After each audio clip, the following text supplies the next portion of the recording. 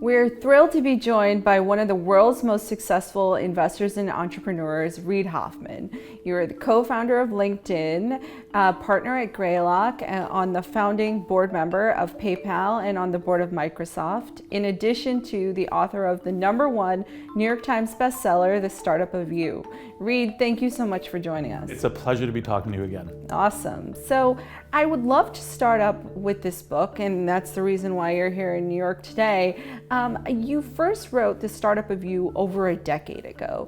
Tell us about that aha moment where you went from your personal evolution as a multi-stage entrepreneur, then to a seed angel investor, then to a venture capitalist, and now to an author. What made you decide to write the book?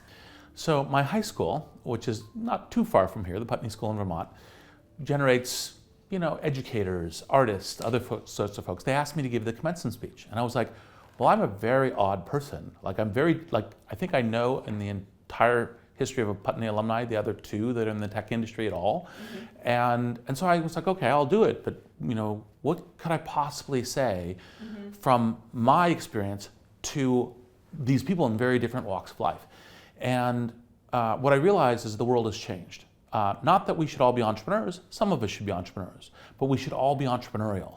And that skills of being entrepreneurial are important, by the way, more important now even than before because of pandemic and change in industries and all these things, but we should bring the skill set of an entrepreneur to your own life, even if what you're doing is just, getting jobs and working in interesting companies and doing the thing that's great for you. And so I gave that speech. I circulated it to some friends, and they said, you need to write a book. And I was like, writing a book? Sounds kind of retro. Right? Like, okay, I guess I'll do that. Had known my co-author, Ben Kesnoka, from other contexts, talked to him about it, and we did it. And it's all the advice that the kind of an entrepreneur would give, not for starting companies, although you can use it for that, but for kind of being smart about this modern world and how you navigate the progress of your career. And looking back to the original release of the book, I was going back and watching some of the content from there, and what I found fascinating was this video that you guys made, of this 8-minute video talking about, thinking about yourself like you're running a business as an entrepreneur. And what are some of the key takeaways that you think really people should be focused on when they're thinking about their career? So, typical career advice tends to be discover your passion. What motivates you? And by the way, that's important. Of course you should, because if I hate that, then you're probably not going to be good at it. You're certainly going to be miserable, right? So passion's important. But when you think about it from a business perspective, an entrepreneurship perspective, it's like, well, what are your products and services? What are your skills? What are you offering? Well, what does the market want? Well, maybe you say, well, look, I'm really, really good at writing, but actually speaking on video I'm pretty good at, and that's actually, in fact, there's much more demand for that, right? And so there's what the market looks like. There's the competition, right? So what are my competitive edges? What is the thing that I have that fewer other people have? And that also helps you with your kind of market price.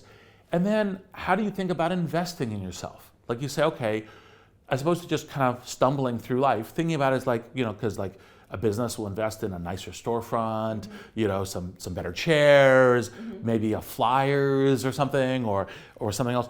Well, how do you do that in a way to make yourself better, to have progress? And that's, of course, the 50,000-foot level. But then you go down into the details of having a network is really useful. Figuring out how to take risks smartly is useful.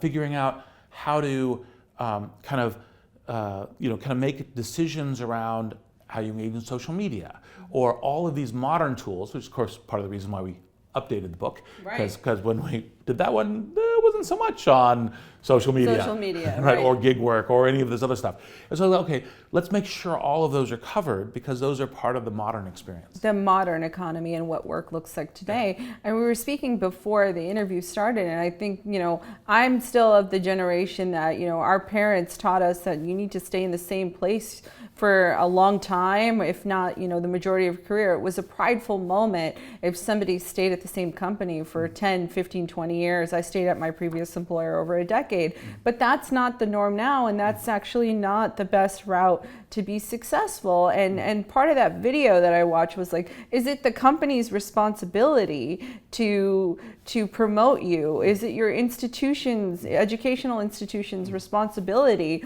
to educate you enough for the rest of your career? No, it's ours. And so I think, people feel like they're a bit confused, especially post-pandemic.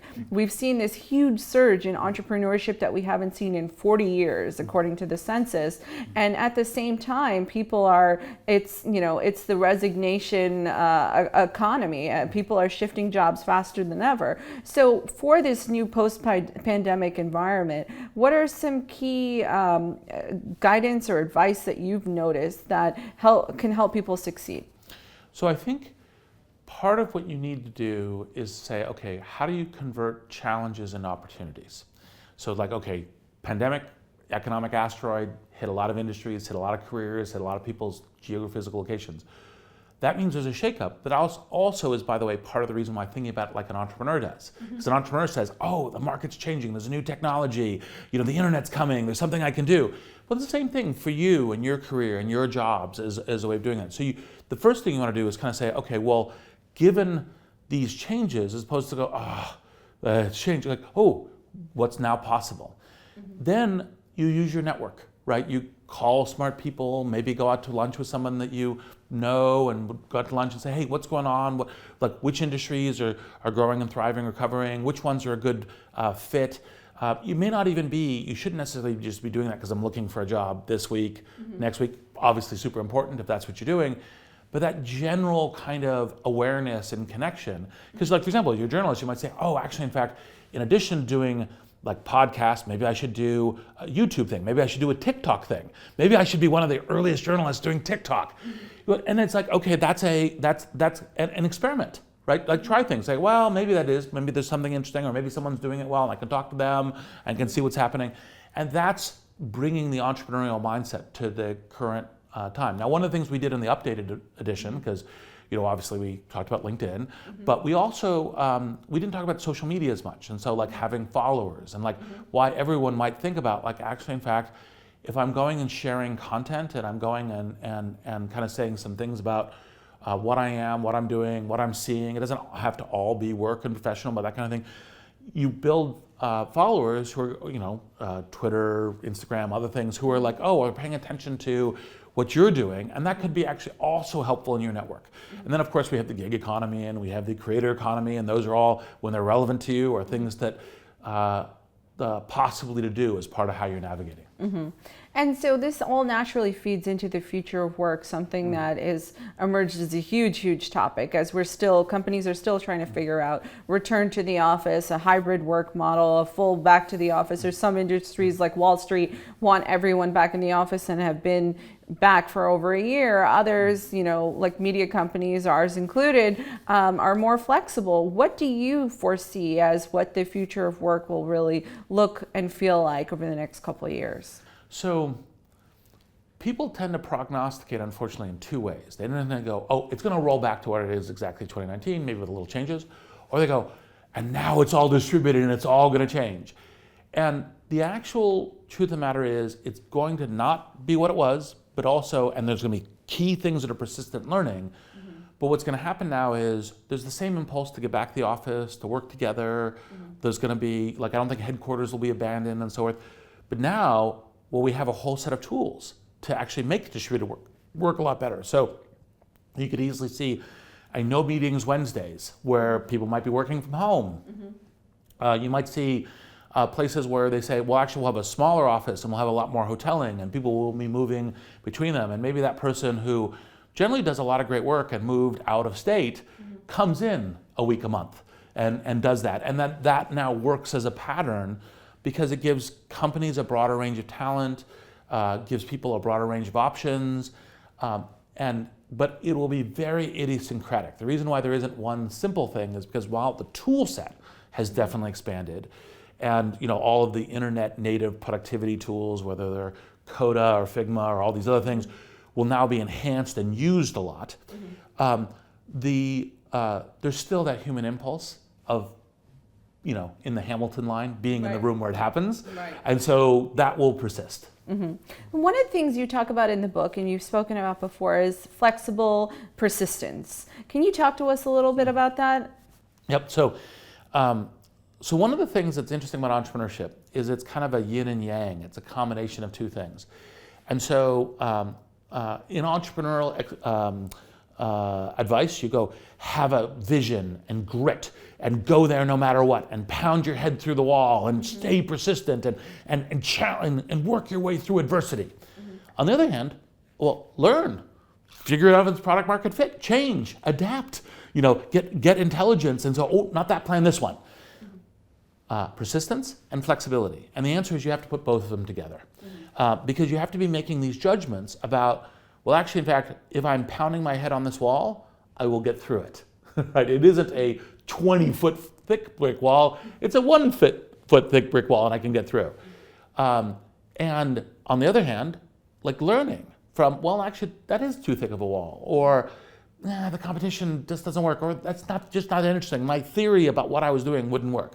And so you should always be listening and learning, being in permanent beta, as you know, for doing this. And you bring those two things together. And that's, of course, the same thing for careers, because the question is, you might say, I actually think this industry is going to be huge. And you say, there'll be more pictures and more images than ever, and the world will continue to enhance that in media. But what you might have started at Kodak, and actually, in fact, no, I should be heading towards Instagram. Another thing that you talk a lot about is the power of your network. But what sometimes is a blanket statement, everybody says that you need a really strong network and that will get you where you need to go. But that's a little bit of a myth in and of itself, right? Yes. There's 3 different layers. There's the people that know you really well, and then there's various circles of influence and acquaintances, and it's important to kind of marry those. Can you talk a little bit about your strategy for how to use the network most efficiently? Yep. And thank you for having read the book. Right. Yes. So there's kind of your allies, your strong ties. Those are people who would, put some blood or sweat into helping you. Those are people who there's a very close tie of loyalty. It could be from your close friends. It could be that your close colleagues. It could be family members. It could be, any number of things. And those people will do very key things for you. They'll sit down with you. They might tell you your LinkedIn profile needs some improvement. Mine does. Yes, yeah. Right. Et cetera, et cetera. Then there's your friendlies. Those are people that, look, you like each other. You may have met at a conference, maybe had breakfast or coffee sometime. Certainly remember, you're kind of like, oh yeah, we talked about this or something. That gives a much broader range, which sociologists call weaker ties, but because that'll have a broader radar. Most likely, your allies, your close ties, if they had a piece of advice, they would have already given it to you. And when you're kind of looking up and kind of going, whoa, how's the world changing? What's going on? Your friendlies are a very good way of doing that. And that's one of the reasons why to occasionally have lunch, stay in touch, that kind of thing is an important thing to do every so often. And then your followers, right? The people that you may be people don't realize how many ways you can use LinkedIn or Twitter or Instagram to actually even having a small following can be helpful to you, because if it's a following and something that you're doing, like you say, actually, in fact, my expertise is thinking about how, kind of it could even be social media, but it could be my expertise is taking pictures, my hobby is taking pictures of birds. Well, you may have a broad of people who go, ooh, I love birds too, and that's something I do, and that can be a connection through your followership that can also even give you a broader range and new networks. And so it's really important to have the skills, it's really important to do the work, it's really important to have achievement, but it's important to amplify that with these layers of network. Layering in that perspective can prove invaluable and get you to where you want to go. Yeah, 100%. And part of it is you can be intentional about your network. Love Adam Grant's work, by the way. You can be intentional about your network while still being human. Think of it as a dance you're doing together. It's not, oh, you're part of my network, I have your business card, et cetera. It's no. we are allies. We are doing this together. And so it can be very human, and you can still be conscious about it, saying, oh yeah, it'd be really good if we grab coffee every so often, but just be human about it. What do you think is some of the hardest advice to take in the book, hardest advice to implement, or something that people might misunderstand? Probably is taking risk intelligently. Most people are pretty freaked out about risk. Most people want stability in what they're doing. And by the way, part of our thing is adaptability is the new stability, like learning and so forth. It can be a little challenging, but you can do it actually. It isn't, you have to be, jump 20 feet. It's just try new things a little bit and be willing to fail a little bit initially as you're doing that and kind of do that. And that's part of taking risk intelligently. Because when you take risks, you'll learn something. When you take risks, you might get a breakout opportunity. When you take risk, you may discover something amazing about yourself. And so figure out how to take small risks intelligently. Life is a team sport, not a solo sport. Have your team help you, your allies, your friendlies. Evaluate the risk, navigate it, make it lesser, recover from it easily. But that's probably the thing that most people would find most challenging. So I want to shift gears a little bit. You are also the host of an award-winning podcast, Masters of Scale, and you are personal friends and have had incredible guests on the show, ranging from Elon Musk to Brian Chesky to Melody Hobson to Jack Dorsey to you name it. What are some of the lessons or observations that maybe you've found from some of those individuals and other entrepreneurs that either you've mentored or it could also be advice that you've given that could translate to a broader audience, things that people could kind of implement? So one of the delights of being the interviewer, the host of Masters of Scale, is not just that I get to interview my friends, that's cool, but also I get to learn from them. I get to sit down and kind of ask questions and learn myself. And then when I'm thinking about which of these learnings are best to pass along, that's the thing that becomes a show. And also, by the way, we only release the episodes once I've got, oh yeah, we got it. This is something I've learned from, this is what I'm gonna do. So literally all of the episodes are things that I've learned from. I'd say, kind of personal, kind of some great things is I interviewed Franklin Leonard from The Blacklist, and part of it was realizing that systems thinking isn't just a technology thing, which I do a lot of systems thinking, network thinking within technology, but he also does it within content generation in Hollywood and how that all works. And so the kind of lesson is to say, you can actually apply these kinds of lessons between industries and between things, because you wouldn't necessarily think, oh, the person who goes into Hollywood for scripts and kind of being an agent, like what he did is, I gotta read all these scripts. Well, maybe we just email a bunch of people from an account and say, tell me the best scripts that you saw that you're never gonna make. And then that all iterates into the blacklist. Like that's wow. Yeah, exactly. Or very early, Miriam Nafisi, and this is part of like taking risk and doing things in life. She was creating this business, Eve.com, and the parent had bought Eve for their daughter, and she was trying to negotiate the purchase for it, and the parent was like, well, you have to negotiate with my daughter. So she ended up negotiating with a 5-year-old for the domain for her business, which of course is just a delightful story.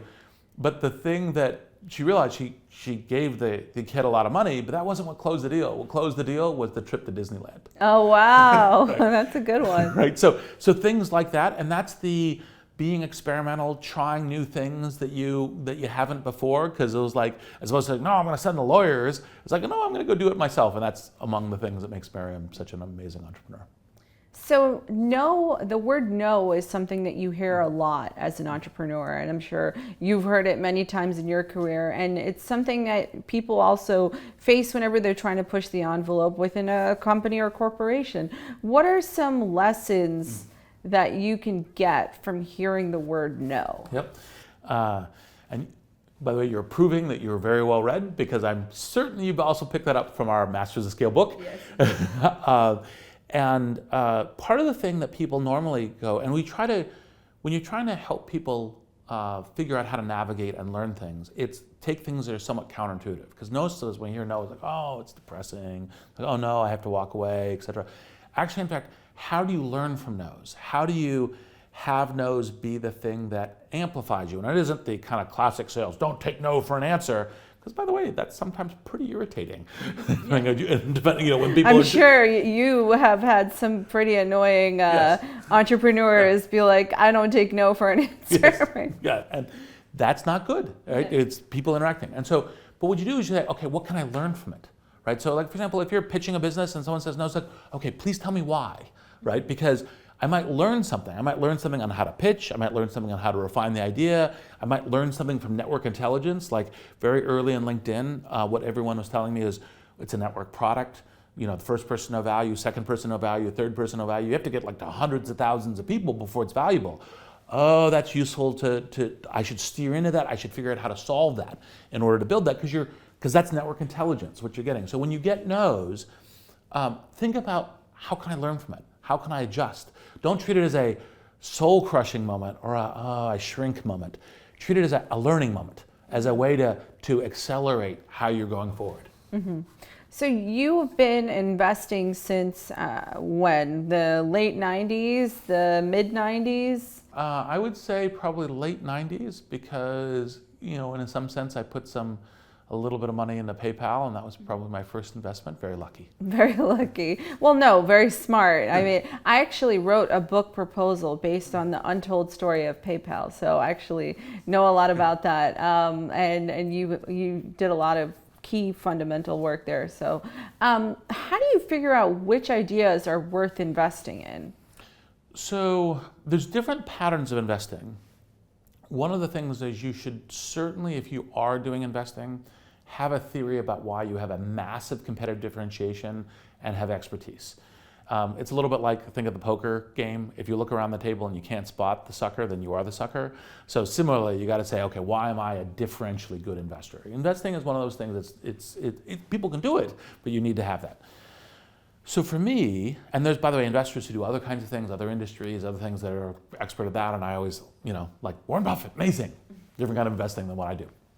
So what I do is I look at a very early stage technology, a founder where she or he or they might be, have a kind of a good plan, be unique in the market, have a unique kind of like an idea for what they can do. And there may be some real risks, like Airbnb, when I invest in that. It's like all kinds of things that could go wrong with that. But you look at all that and you say, if it goes right, it'll be huge. Mm-hmm. Okay, what's the chance it'll go right? What's the theory of the case? What are the risks? How do you navigate them? Can these people do it? Can I help them do it? And that's the kind of investment, that's my core investing. Mm-hmm.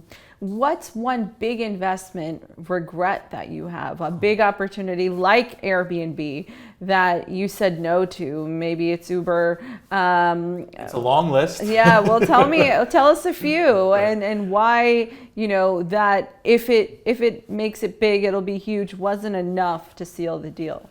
Well, if I have that whole framework, then sometimes maybe a risk would cause it to be not the thing. One of the ones that feels most personally painful, because I really like Ben Silverman and Paul Sciarra, they came before the venture round with Pinterest, and they sat down and said, look, we got this interesting traction, this is really interesting thing. And I just didn't think it could be big enough because I didn't understand pin boards as a new media type. And I just, oops, right? And so that was kind of the misestimation of, that's not that, I didn't see how it could be big, right? And that's one of the things. Actually, there was a funny thing where, someone I knew had told me, I met Airbnb a year later than I otherwise would have, because I was having this conversation, you should hear about this thing, Airbnb, it's great, it's couch surfing. And I was like, couch surfing is a terrible idea, right? I mean, because it's all the weaknesses of the weirdness of you're in the shared space and all the rest, with none of the glory, the amazing thing, like renting an apartment or renting a penthouse or a house or all these castle, all these other things. And by the way, still some people, the transaction's renting a couch, but you have to go the whole gamut of the experience and what are the experiences of being local to the community. And so I was like, that's not interesting. And so even though Brian had emailed me earlier, I was like, I'm too busy. And it took a year to come back to. And then literally in the first 2 minutes where Brian and Joe and Nate were pitching Airbnb to me, I was like, okay, I'm going to make you an offer to invest. put the pitch aside, let's make this a working session. What are you working on? What are the challenges? What do you think the next problem is? Why is that? Let's do that. Because I don't need to see the rest of the pitch. I already know that I'm going to make you an offer. And were they prepared to share that with you on the fly, or yeah? Yeah, well, because they're all three of them. They're great entrepreneurs. Yeah. So shifting gears a little bit into what's in the news right now, there's been a lot of attention being paid to one of your buddies from the PayPal days, Elon Musk, purchasing Twitter. What are your thoughts on that acquisition? So Elon's obviously one of the, maybe the most storied and amazing entrepreneur of our time. Let's revolutionize the space industry. Let's revolutionize the car industry.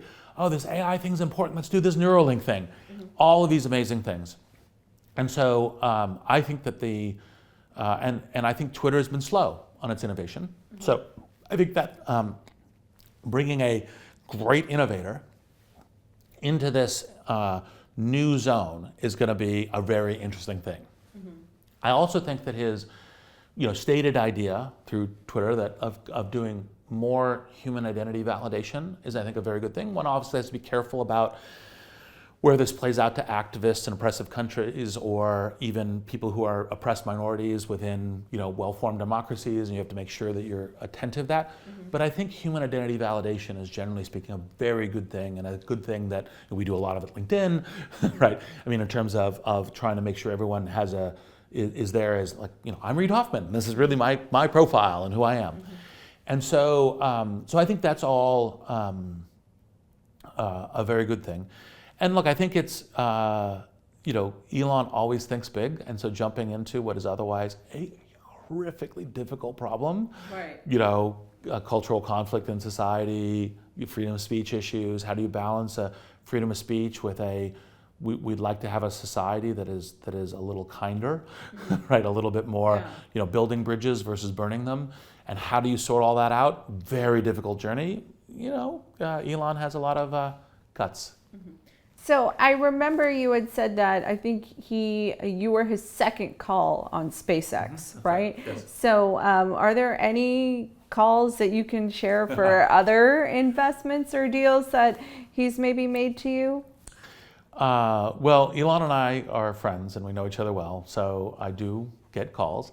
I think one of the reasons is because I don't talk about them very much. Right, makes sense. Well, I have to ask. Yes. And then in terms of the work that you're doing at Greylock and the venture capital industry overall, where are you seeing the greatest amount of opportunity right now? I know you recently started your first company since LinkedIn. It's an AI company. Can you talk to us a little bit about that? A little. We're still mostly in stealth mode, but so I've been doing a bunch of stuff in artificial intelligence. I'm on the board of OpenAI, board of Microsoft. We at Greylock have invested in companies like Adept.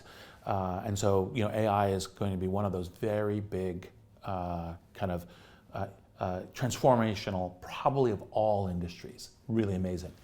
And so Mustafa Suleiman, co-founder of DeepMind, and I were talking about his coming and helping us at Greylock with AI, and he agreed to do that. And then he then came to me and said, look, I also have this really interesting idea around not doing the kind of thing that we were doing at DeepMind so much, which is how do we build this kind of completely new artificial intelligence that kind of is doing its own thing, but also how do we help human beings discover their own superpowers, navigate the world and so forth, in a set of ways of taking these language models and these foundational models and doing that. And there's obviously a specific idea, unfortunately, not yet ready to share, but let's do that. And I said, okay, look, I'll fund it and so forth. And he said, well, actually, in fact, would you co-found it with me? And I said, I think it's important enough, since the first time since LinkedIn that I would do that. So I can come to you with my important idea and you might co-found it with me. Well, I certainly wouldn't want to call out an advertisement for that, right? But if it's possibly going to really improve the world massively at scale, then I'd certainly like to get the call. All right, well, I'll put my thinking cap on then. Well, Reid, thank you so much for joining us. It's been a pleasure. Always a pleasure and an honor.